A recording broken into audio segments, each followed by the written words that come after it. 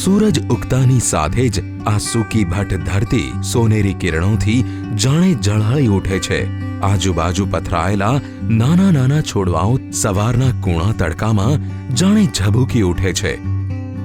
આ વિશાળ પ્રદેશમાં વસવાટ કરનાર દરેક નિવાસી દિવસ ઉગતાની સાથે જ પોતપોતાની દિનચર્યામાં પરોવાઈ જાય છે. પહેલી નજરે જોતા આ પ્રદેશ સાવ નિર્જીવ, બિનફળદ્રુપ કે જ્યાં વસવાટ કરવો શક્ય નથી તેવો હાડમારીઓ અને સંઘર્ષથી ભરેલો ભાસે છે. અહીંથી પસાર થનારા દરેક વ્યક્તિને આ ભૂમિ સાવ શુષ્ક અને ભયાવહ તથા અસમંજસ ભરી લાગી આવે તેવી છે. કચ્છના નાના રણ તરીકે ઓળખાતા આ પ્રદેશને જેમ જાણો, ખંખોળો અને સમજો તો આ પ્રદેશના પોતાના મન મોહી લે તેવા અનેક પાસાઓ પણ છે. આ પ્રદેશની જમીન સાવ શુષ્ક હોવા છતાં જૈવિક વિવિધતાઓથી ભરપૂર છે. આ કચ્છનું નાના રણનો પ્રદેશ 4953.70 ચોરસ કિલોમીટરના વિસ્તારમાં પથરાયેલો છે, જે કચ્છ ઉપરાંત સુરેન્દ્રનગર, રાજકોટ, પાટણ, બનાસકાંઠા અને કચ્છના અન્ય પ્રદેશો સુધી વિસ્તરાયેલો છે. કચ્છના આ વિસ્તારમાં વિવિધ ભૌગોલિક પરિસ્થિતિઓ જેવી કે રણ વિસ્તાર, પથરાળ અને કાંટાળી જમીન, સૂકા ઘાસના મેદાનો ઉપરાંત વિશાળ સરોવર અને ઘાસના ભીના મેદાનોનો સમાવેશ થાય છે. આ પ્રદેશ તેની તદ્દન વિપરીત પર્યાવરણીય પરિસ્થિતિને પરિણામે પણ તેટલો જ અદ્ભુત છે. જે ત્યાં તદ્દન વિપરીત પર્યાવરણીય પરિસ્થિતિઓ જેવી કે શુષ્ક અને દરિયાઈ ધીમે ધીમે એકબીજાને મળે છે.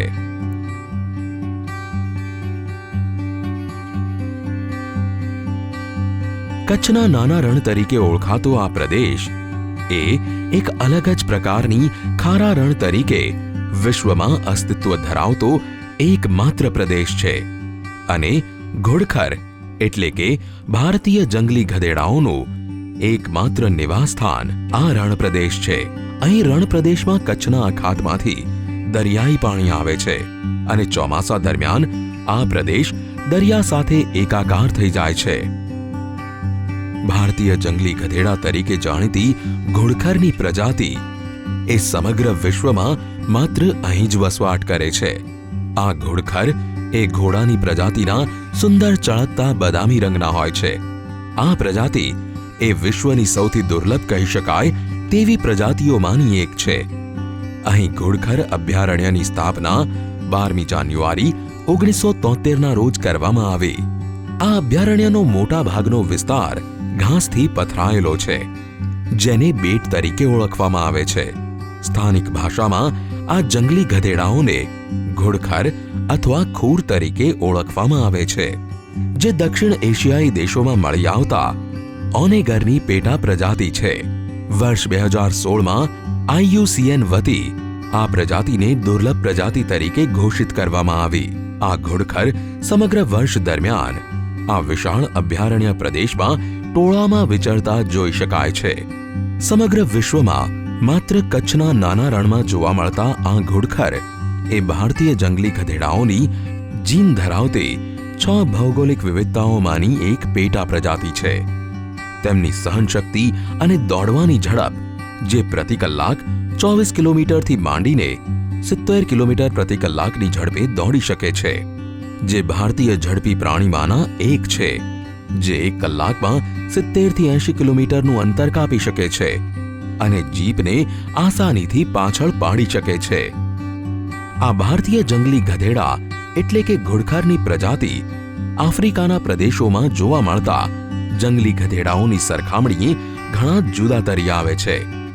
તેમના શરીરનો રંગ મોટા ભાગે ધૂળિયો, પરંતુ તેમાં પણ લાલાશ પડતા ભૂરા, આછા પીળા ભૂરાશ રંગનાથી માંડીને ચળકતા બદામી રંગના જોવા મળે છે.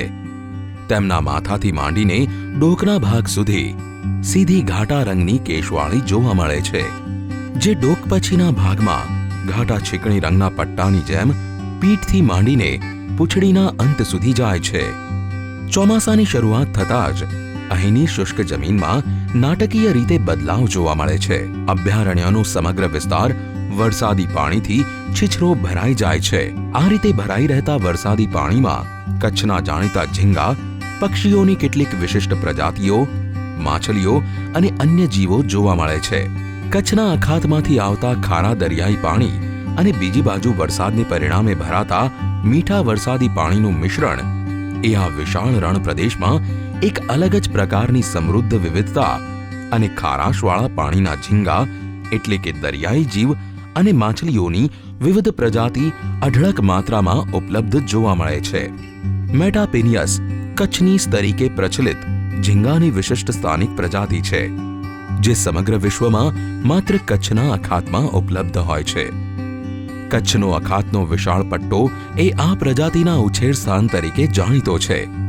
કચ્છના નાના રણ પ્રદેશમાં આવેલી સૂરજબારીની ખાડીમાં પરંપરાગત રીતે ઝીંગા અને માછલીઓ પકડવામાં આવે છે.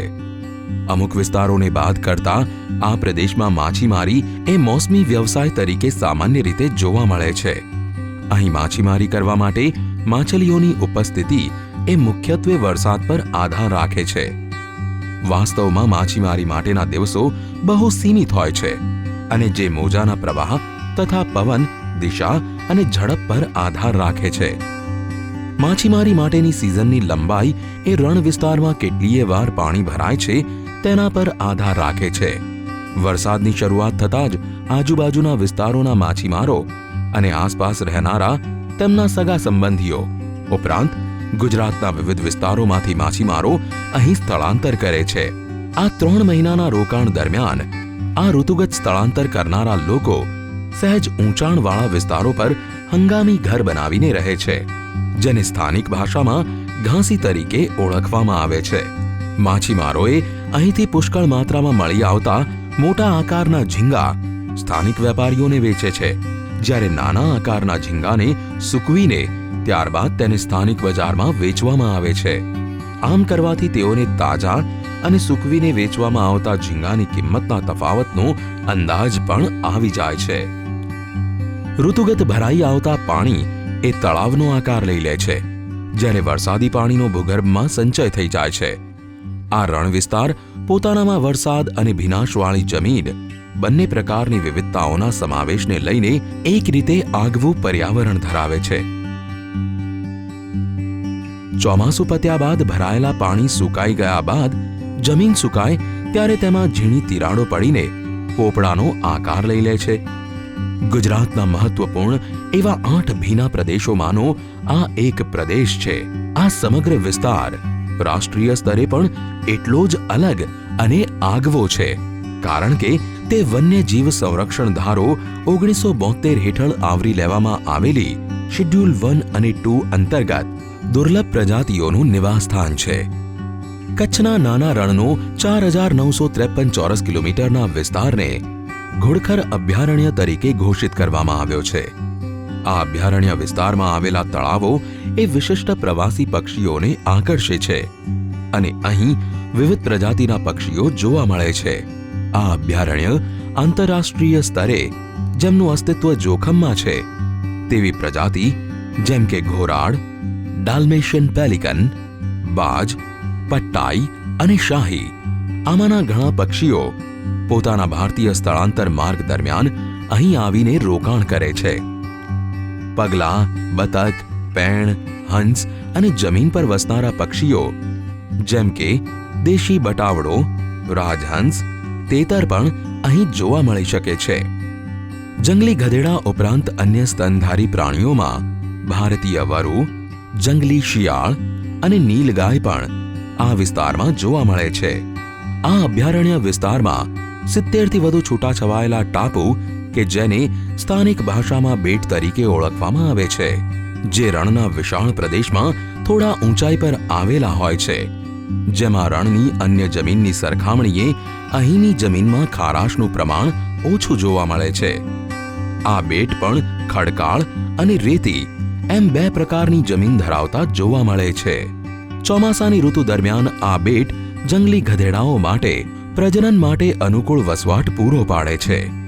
અભયારણ્યના કેન્દ્રમાં આવેલા આવા કેટલાક બેટના નામ છે પંગ, ધૂત, મરદક અને ખીજડીયા, જે કચ્છના નાના રણ પ્રદેશમાં ઘુડખર પ્રજાતિના સંવર્ધન માટે મહત્વપૂર્ણ વિસ્તારો છે.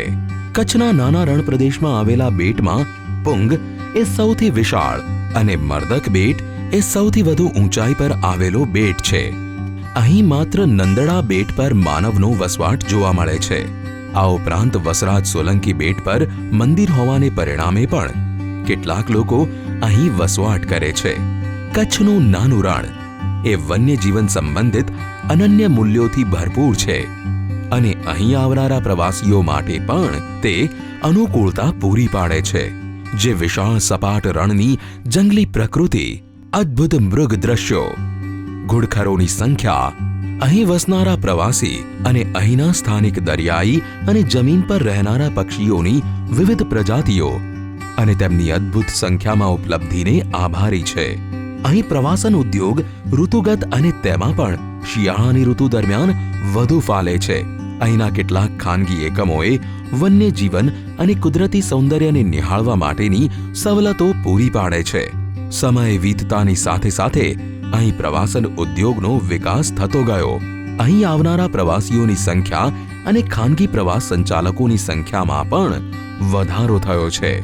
અહીં કચ્છના નાના રણમાં હંગામી માનવ વસાહતો પણ જોવા મળે છે, જેમાં મોટા ભાગે અગરિયા પ્રજાતિના લોકો વસવાટ કરે છે.